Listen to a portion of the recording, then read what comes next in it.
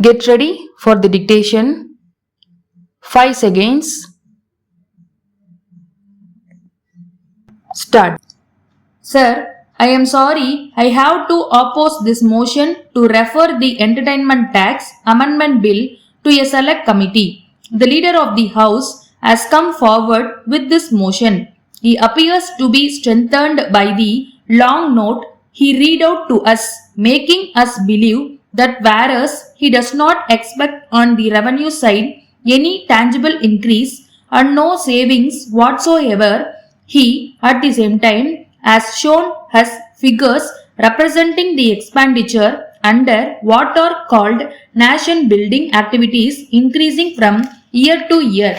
Perhaps that was his case, but he forgets that other people also can understand what the value of the figures that he has shown us is. In my opinion, there is no need for these small measures at all now, for the Honorable Minister himself told us this morning in answer to a question that the revenue from sales tax had been increasing year after year. His point was that he got more than what the government anticipated to get from sales tax.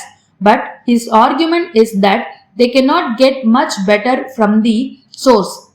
After all, he hopes to get a very small sum from the proposed tax.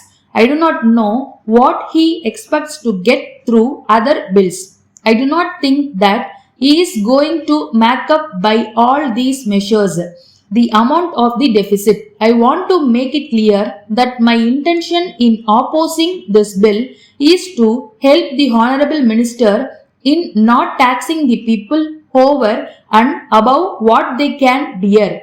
I feel that this bill is unnecessary. After all, the deficit he has shown in the budget is not very much for a state like ours.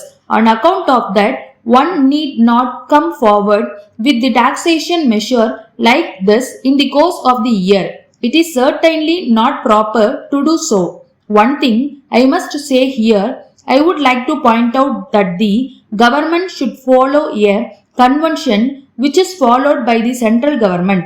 It is that the government should not bring money bills and taxation measures in the course of the year. They should bring them only at the time of the budget. It is improper on the part of the state government to come forward with taxation measures throughout the course of the year, whereas the government may vary their budget from time to time. It is not possible for other people and institutions which they seek to tax to change their budget in the course of the year. It would be proper for the finance minister to bring the taxation measures at the beginning of the year at the time of the budget. So far as this particular taxation measure is concerned, it was only some time ago that the entertainment tax was increased. Now, not even 1 year has passed and the finance minister comes forward with another taxation measure to take those institutions. I think there must be some reasonableness or some sort of limit as to the extent to which any particular institution should be taxed.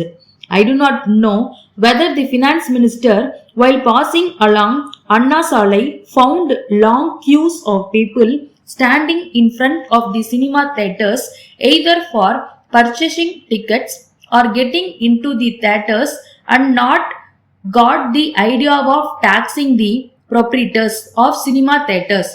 It will be right on my part to say that he should not kill the goose that lays the golden eggs. I am afraid that this action may bring disaster to these institutions. I will not fare wrong for me to say that the proprietor may become bankrupt if the Honorable Minister goes on increasing the tax. Then take the case of the touring cinemas or the stationary cinema in the rural areas. I am sure that as a result of this legislation, all these cinemas will go out of the existence for they will not be able to pay this tax. That means that there will be no entertainment for the poor people in the rural areas. I must be remembered that when prohibition was introduced, it was said that we were going to find other amenities for the poor people who were indulging in the drinkable. We must realize that we are now trying to take away those amenities in this taxation measure. For on account of this taxation measure, they will not be